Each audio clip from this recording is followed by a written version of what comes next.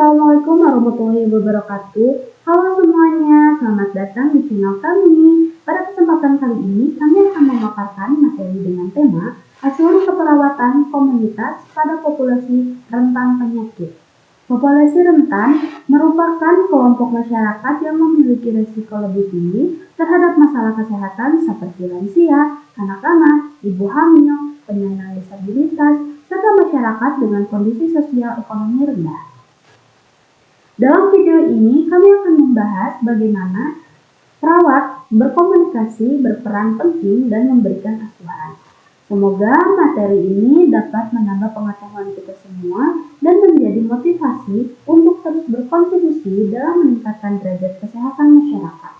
Mari kita simak bersama-sama penjelasannya yuk sampai akhir. Jangan lupa juga di sini saya tulis sendiri, di sini saya bersama Teh Firda dan Teh Lisa. Oke, pematerian yang pertama akan disampaikan oleh Teh Firda. Baik, terima kasih Teh Sherly. Di sini ada tinjauan kasus. Seorang perempuan usia 30 tahun dengan 2 orang anak pulang dari rumah sakit setelah 20 hari dirawat di rumah sakit. Perempuan tersebut dirawat karena marah-marah, tertawa, berbicara sendiri, kemudian merusak alat rumah tangga dan curiga dengan suaminya. Diagnosa medis menyebutkan skizofrenia. Suami perempuan tersebut bekerja sebagai buruh di kota dan pulang seminggu sekali. Perempuan tersebut sudah 2 kali dirawat di rumah sakit. Di rumah, ia hanya tinggal dengan kedua anaknya. 1 minggu setelah pulang, Kader melaporkan ke perawat puskesmas bahwa perempuan tersebut mulai marah-marah, bicara dan tertawa sendiri lagi dan tidak mau minum obat. Untuk selanjutnya ini ada pengkajian Winslide Survey. Yang pertama, lokasi pengkajian disebutkan wilayah binaan puskesmas setempat, tanggal pengkajian 10 Oktober 2025 oleh kelompok 16.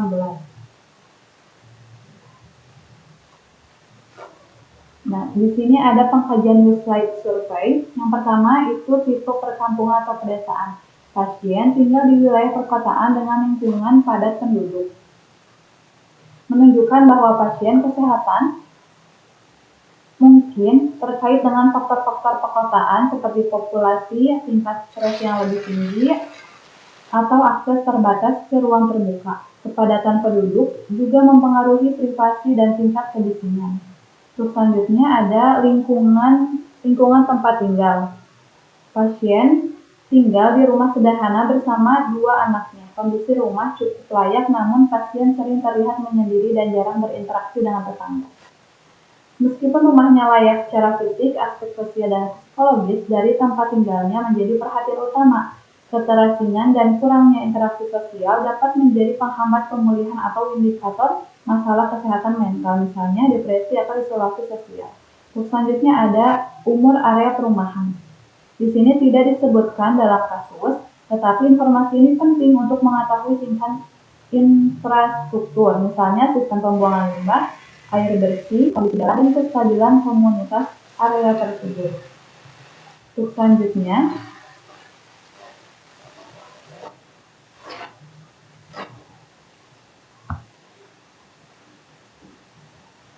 selanjutnya ada karakteristik sosial kultural. Di sini pasien hidup di lingkungan masyarakat umum namun belum tampak dukungan sosial dari tetangga atau keluarga besar. Suami bekerja di luar kota dan hanya pulang seminggu sekali. Pasien sangat kekurangan dukungan sosial. Suami tidak ada setiap hari, tetangga atau keluarga besar tidak membantu. Yang menjadi faktor risiko besar, terutama jika pasien memiliki kondisi kesehatan yang memerlukan pemantauan dan dukungan rutin. Keterbatasan dukungan ini merupakan stresor utama. Terus selanjutnya ada lingkungan.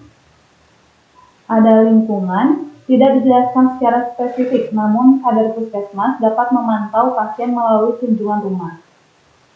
Kunjungan rumah oleh kader adalah mekanisme kompensasi untuk kurangnya informasi visual spesifik lingkungan dan memungkinkan penilaian nyata tentang kebersihan rumah, tata letak, dan risiko kecelakaan atau bahaya lain yang tidak dapat dilihat dari survei singkat.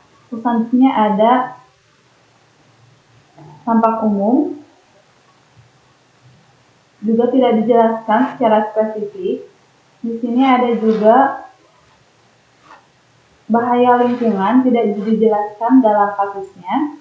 Penting untuk mengkaji bahaya fisik, misalnya genangan air, pembuangan sampah, ventilasi kabel listrik yang dapat memperburuk kondisi kesehatan pasien atau menjadi sumber penyakit menular. Di sini ada stresor lingkungan. Stresor utama berasal dari kondisi keluarga. Pasien hanya tinggal dengan anak-anak, suami jarang pulang, dan kurangnya dukungan sosial.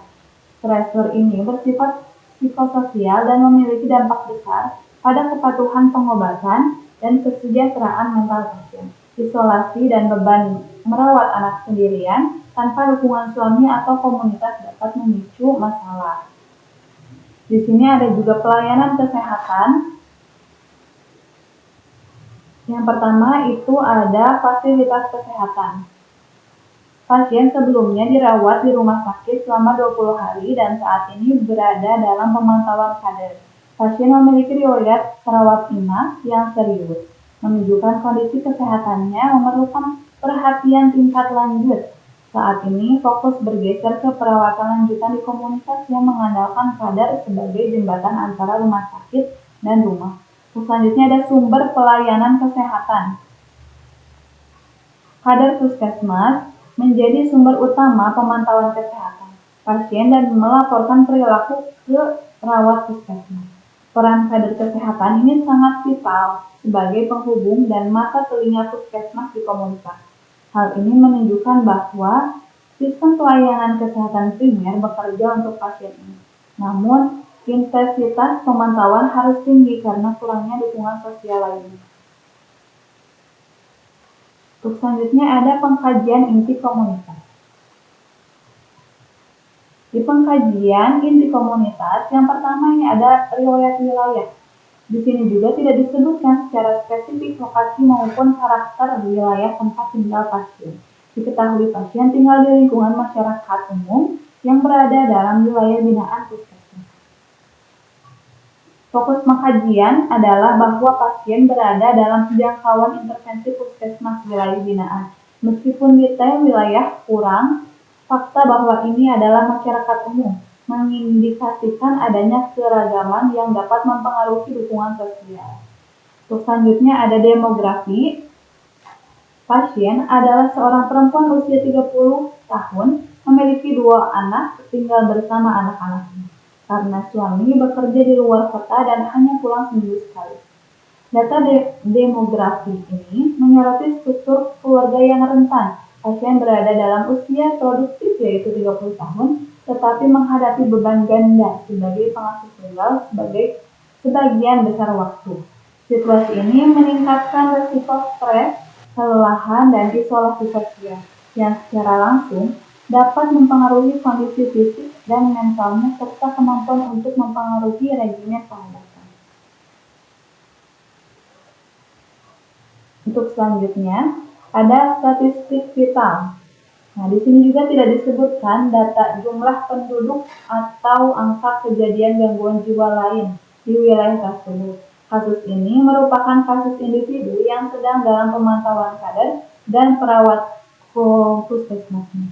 Meskipun data statistik vital tidak tersedia, fakta bahwa pasien sedang dipantau sebagai kasus individu yang merupakan bahwa kasus ini dianggap prioritas oleh puskesmas. Dan statistik vital, misalnya angka kesakitan, angka kematian ibu atau bayi. Penting untuk melihat gambaran besar masalah kesehatan komunitas dan apakah kasus pasien ini adalah fenomena umum atau kasus sporadis. Untuk selanjutnya ada nilai dan kepercayaan. Tidak disebutkan juga secara langsung, namun dari perilaku dan pengawasan kader dapat diasumsikan keluarga masih memiliki kepedulian terhadap kondisi pasien. Tidak ditemukan informasi terkait pandangan pasien terhadap pengobatan atau keyakinan tertentu. Asumsi kepedulian keluarga, suami, anak, atau keluarga inti terdekat adalah aset penting yang harus dikembangkan. Namun ketiadaannya informasi spesifik tentang keyakinan dan pandangan pasien atau keluarga terhadap kesehatan dan pengobatan, misalnya penggunaan pengobatan alternatif, Kepercayaan spiritual adalah celah penting. Nilai dan kepercayaan ini dapat menjadi faktor pendukung atau penghambat utama dalam keberhasilan intervensi keperawatan. Selanjutnya di sini ada pengkajian 8 subsistem komunitas. Yang pertama, di sini ada pengkajian subsistem lingkungan. Inspeksi rumah pasien sederhana, bagian rusak akibat perilaku pasien, ventilasi dan pencahayaan kurang baik, udara yang pengap, air dari sumur pompa, area depan rumah sempit dan jarak antar rumah berdekatan, lingkungan padat penduduk juga. Di sini temuan ini menunjukkan masalah ganda. Yang pertama, keamanan dan kualitas. Fisik rumah, kerusakan rumah akibat perilaku pasien, yang dimana menunjukkan lingkungan tidak aman dan berpotensi meningkatkan risiko cedera, serta memerlukan perbaikan. Ventilasi dan pencahayaan buruk dapat mempengaruhi kualitas tidur, suasana hati, dan kesehatan pernafasan. Yang kedua ada sanitasi. Penggunaan sumur pompa perlu dipastikan keamanannya atau kualitas air. Kepadatan penduduk membatasi privasi dan dapat meningkatkan stres serta risiko penularan penyakit. Untuk selanjutnya ada tanda vital. Iklim tropis, suhu panas siang hari, sirkulasi udara di rumah yang kurang baik. Suhu panas dan sirkulasi udara yang buruk dapat menyebabkan dehidrasi dan ketidaknyamanan fisik atau psikologis. Bagi pasien dengan gangguan mental, lingkungan yang tidak nyaman dapat memperburuk agitasi, iritabilitas, atau kesulitan tidur. Untuk selanjutnya ada sistem review atau dukungan sosial keluarga dan masyarakat kurang baik. Tetangga menjauh karena perilaku pasien yang sering marah dan bicara sendiri. Ini adalah ringkasan yang mengarah pada masalah psikososial yang parah. Kurangnya dukungan sosial ditambah dengan stigma yang tampak dari perilaku menjauhnya tetangga adalah penghalang terbesar dalam pemulihan pasien.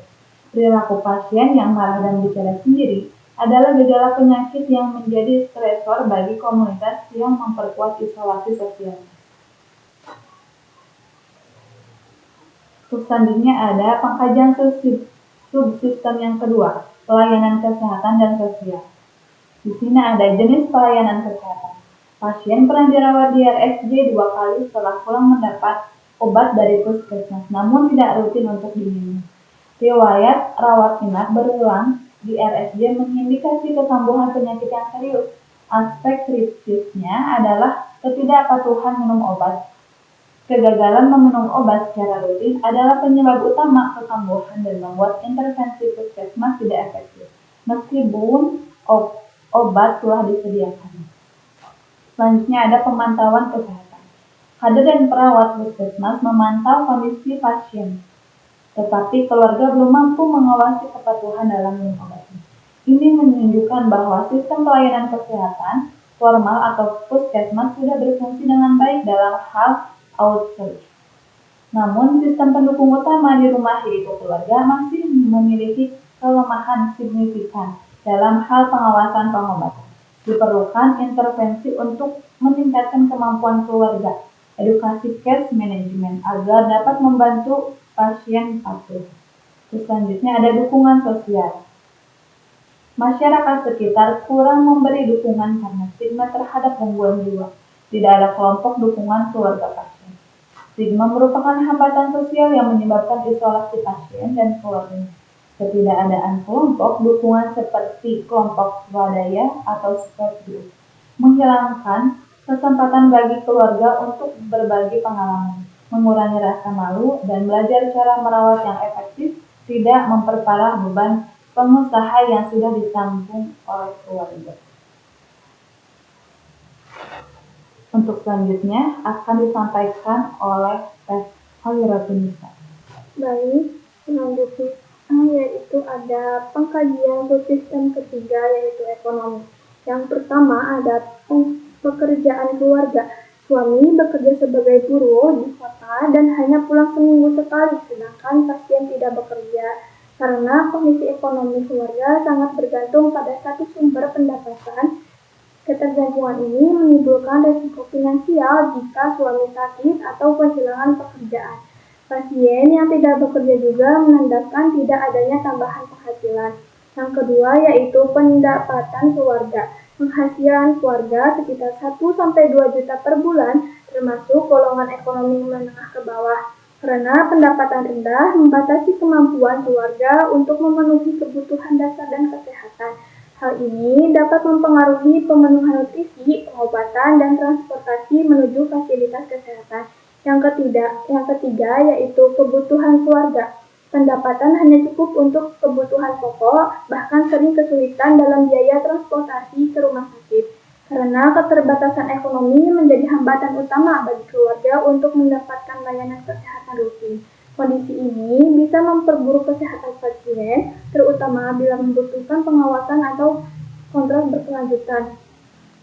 Kemudian, pengkajian subsistem keempat, yaitu keamanan dan transportasi. Yang pertama ada keamanan lingkungan. Lingkungan tempat tinggal cukup aman, terdapat pos ronda aktif, namun pasien kadang keluar rumah tanpa pengawasan.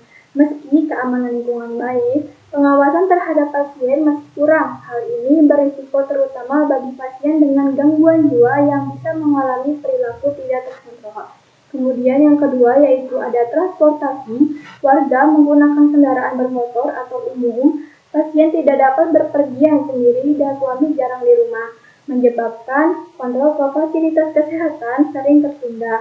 Karena ketidakadaan pendampingan dan kesulitan transportasi menjadi hambatan bagi kelanjutan pengobatan. Kondisi ini bisa menyebabkan ketidakpatuhan terapi dan meningkatkan risiko kekambuhan. Kemudian, pengkajian subsistem kelima, yaitu politik dan pemerintah. Yang pertama ada kebijakan pemerintah setempat. Pemerintah kelurahan bekerja sama dengan puskesmas untuk pendataan pasien gangguan jiwa. Karena ada perhatian dari pemerintah lokal, namun masih terbatas pada pendataan. Program lanjut seperti pembinaan, edukasi keluarga, dan rehabilitasi belum tergambarkan. Yang kedua yaitu ada program kesehatan jiwa, belum ada program pembinaan keluarga pasien gangguan jiwa. Partisipasi masyarakat rendah karena stigma. Stigma terhadap gangguan jiwa masih tinggi, membuat masyarakat enggan berpartisipasi dalam kegiatan sosial atau kesehatan mental. Akibat pasien dan keluarga tidak dapat mendukung sosial yang memadai. Kemudian pengkajian subsistem ke-6, yaitu komunikasi. Yang pertama adalah komunikasi keluarga. Suami jarang di rumah karena bekerja, anak masih kecil, dan pasien sering berbicara sendiri serta sulit diajak berbicara. Kemudian karena komunikasi dalam keluarga tidak efektif, dukungan emosional terhadap pasien ini menyebabkan isolasi sosial dan memperburuk kondisi psikologis pasien. Yang kedua, komunikasi dengan tenaga kesehatan hanya dilakukan melalui kadar puskesmas dan tidak rutin. Hubungan pasien dengan tenaga kesehatan kurang intens. Kurangnya komunikasi menghambat pemantauan kondisi pasien dan keberhasilan program pengobatan. Kemudian, pengkajian subsistem ke-7, pendidikan. Yang pertama ada tingkat pendidikan keluarga. Pasien lulusan SMP dan suami lulusan SD. Tingkat pendidikan yang rendah dapat mempengaruhi pemahaman terhadap kesehatan, perawatan, dan kepatuhan terhadap pengobatan. Yang kedua, pengetahuan keluarga, belum memahami pentingnya minum obat dan tanda-tanda kekambuhan. Belum pernah ada penyuluhan kesehatan jiwa dari puskesmas. Karena rendahnya pengetahuan kesehatan jiwa membuat keluarga sulit mendeteksi gejala awal kekambuhan atau krisis pasien. Kurangnya edukasi dari tenaga kesehatan juga memperparah ketidaktahuan tersebut. Kemudian pengkajian subsistem ke-8 yaitu rekreasi. Kegiatan rekreasi, tidak ada fasilitas rekreasi di sekitar rumah. Pasien jarang keluar rumah karena keluarga khawatir kambuh, tidak ada kegiatan sosial atau kelompok dukungan. Karena pasien mengalami keterbatasan aktivitas sosial dan hiburan.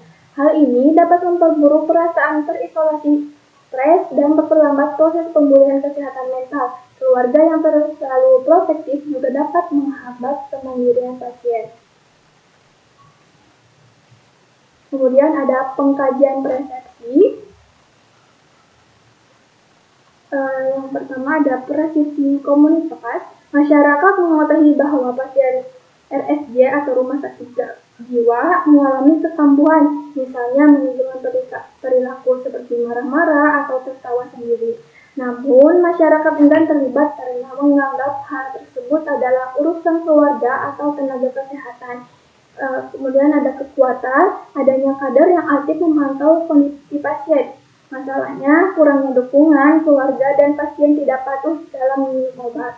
Kemudian yang kedua ada presisi perawat. Pasien dengan diagnosa skizofrenia mengalami kekambuhan setelah pulang dari RSJ. Kekuatannya, kader tetap aktif memantau dan melaporkan perkembangan pasien. Masalah, pasien tidak patuh terhadap pengobatan dan kurangnya dukungan keluarga. Potensinya, kekambuhan dapat berulang dan menyebabkan penurunan fungsi sosial pasien.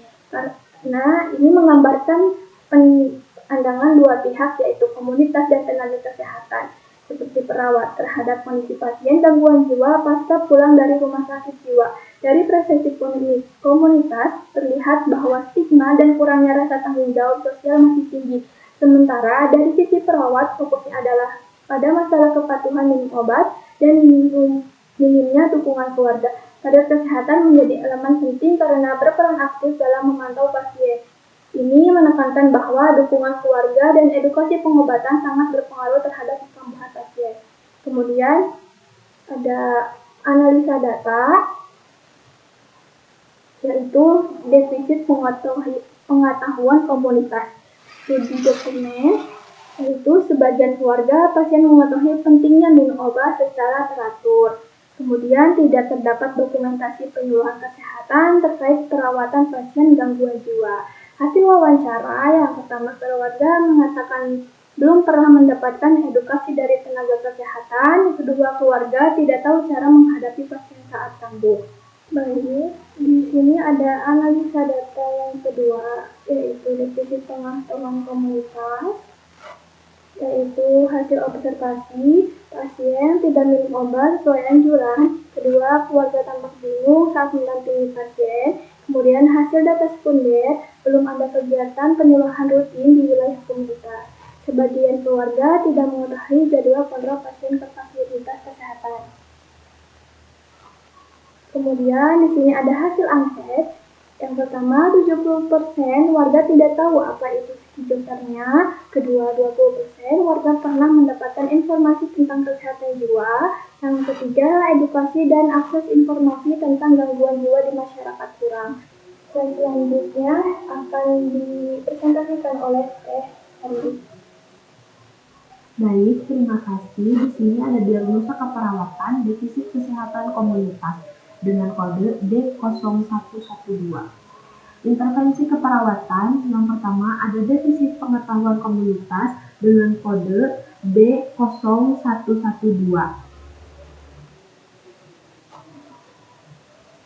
Dengan kategorinya kognitif atau edukasi.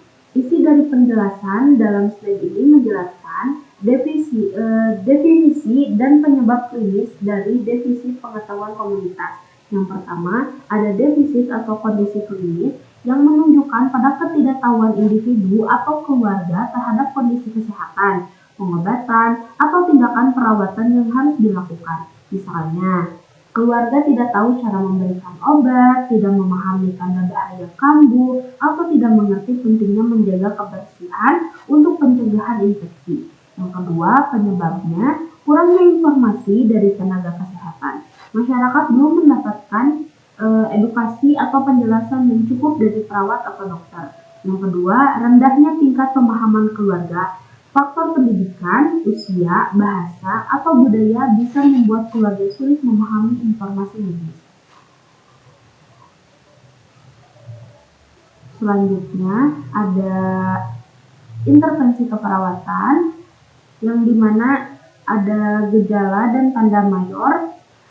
Keluarga tidak tahu pentingnya minum obat secara teratur. Misalnya, pasien berhenti minum obat setelah merasa kambuh, padahal penyakitnya belum tuntas. Yang kedua, keluarga juga tidak tahu cara menghadapi pasien saat kambuh. Contohnya, keluarga panik atau tidak tahu pertolongan pertama yang harus dilakukan. Yang ketiga, tidak ada kegiatan penyuluhan atau pendampingan dari petugas kesehatan. Artinya, belum ada intervensi aktif dari tenaga kesehatan di lingkungan tersebut. Yang selanjutnya ada luaran dengan kode L0012 yang dimana ada indikator keberhasilan. Keluarga mampu menyebutkan pentingnya minum obat secara teratur. Keluarga mampu menjelaskan cara menghadapi pasien saat kambuh. Keluarga menunjukkan partisipasi aktif dalam perawatan pasien. Selanjutnya ada intervensi keperawatan dengan kode I01125 yang dimana rencana penjelasannya itu di sini tuh slide ini menyebarkan rencana tindakan keperawatan secara spesifik, yaitu edukasi kesehatan kepada komunitas atau keluarga. Yang pertama, berikan penyuluhan tentang pentingnya minum obat teratur. Yang kedua, menjelaskan tanda-tanda kambuh dan cara menghadapi pasien saat kambuh. Yang ketiga, libatkan keluarga dalam pemantauan pengobatan pasien. Yang keempat, diskusikan cara pendukung pasien secara emosional. Yang kelima, evaluasi pemahaman keluarga setelah edukasi.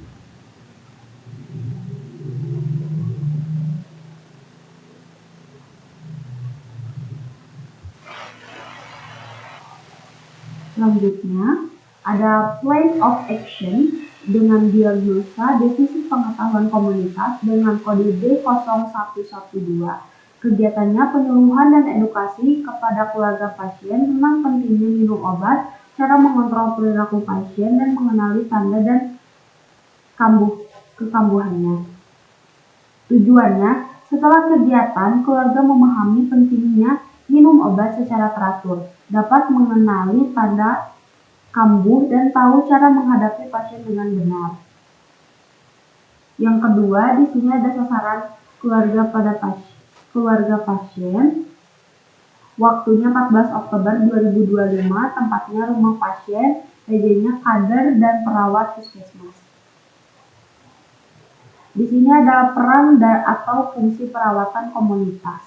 Yang di sini tuh ada edukator atau pendidik. Perawatan berperan memberikan penyuluhan dan edukasi kepada keluarga tentang penyakit skizofrenia, pengertian, gejala, tanda dan kekambuhan, pengobatan, dan cara perawatan pasien. Yang kedua, tujuannya agar keluarga memiliki pengetahuan yang cukup untuk membantu pasien beradaptasi dengan menjalani terapi dengan baik. Yang kedua, ada advokat, yaitu pembela hak pasien, yang dimana perawat membantu membela hak pasien dengan gangguan jiwa agar mendapat layanan kesehatan yang layak, tidak mengalami diskriminasi dan diterima di lingkungan masyarakat. Yang kedua, perawat juga memastikan keluarga dan masyarakat memahami bahwa pasien gangguan jiwa berhak hidup sehat dan bermanfaat. Yang ketiga, ada role model atau teladan. Perawat menjadi contoh dalam bersikap sabar, empatik, dan positif terhadap pasien. Yang kedua, melalui keteladanan ini, keluarga dan masyarakat belajar meniru perilaku yang benar dalam memperlakukan pasien. Yang keempat, ada fasilitator, yang dimana perawat menjabatani komunikasi antara keluarga, pasien, dan tenaga kesehatan lain, seperti dokter, psikiater, atau puskesmas. Fasilitator juga membantu menyediakan sumber daya seperti leaflet, media edukatif, atau kelompok dukungan.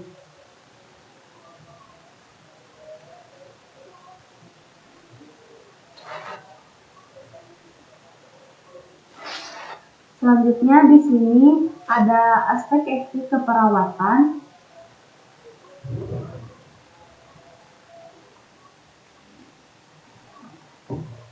Dan di sini juga ada aspek etik keperawatan. Yang pertama ada justice atau keadilan. Perawat memberikan pelayanan keperawatan dan edukasi secara adil kepada semua masyarakat tanpa membedakan status sosial, ekonomi, atau tingkat pendidikan. Dalam kasus skizofrenia, Perawat memastikan bahwa semua pasien mendapatkan kesempatan yang sama untuk mengikuti penyuluhan, pemeriksaan kesehatan jiwa, dan pengobatan. Yang selanjutnya di sini ada autonomi atau kemandirian. Perawat menghargai keputusan pasien dan keluarga dalam menentukan langkah pengobatan. Misalnya, jika keluarga belum siap untuk membawa pasien ke fasilitas kesehatan jiwa, perawat tetap memberikan edukasi dengan pendekatan persuasif dan tanpa paksaan. Perawat juga membantu keluarga memahami pentingnya keputusan yang diambil berdasarkan pengetahuan yang benar. Selanjutnya di sini ada benefit atau berbuat baik. Perawat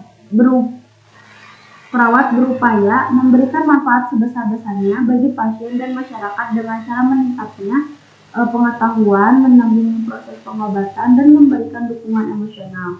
Tindakan ini bertujuan agar pasien mampu beradaptasi lebih baik dan kualitas hidup keluarga meningkat.